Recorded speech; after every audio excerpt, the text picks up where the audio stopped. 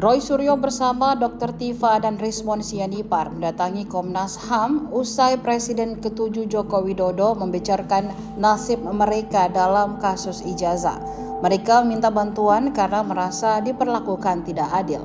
Ketiganya diketahui sebelumnya dilaporkan Jokowi ke Polda Metro Jaya bersama dua nama lainnya, E dan K. Laporan itu terkait dugaan pelanggaran pasal 310 dan 311 KUHP serta sejumlah pasal dalam UU ITE nomor 1 tahun 2024. Tidak hanya itu, proses hukum soal ijazah Jokowi juga berlangsung di Barreskrim Polri. Laporannya dilayangkan oleh Egy Sujana dan tim pembela ulama dan aktivis atau TPUA.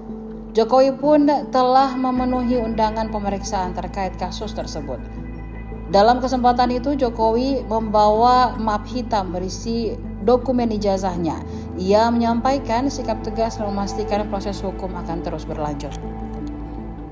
Download Tribun X sekarang, menghadirkan lokal menjadi Indonesia.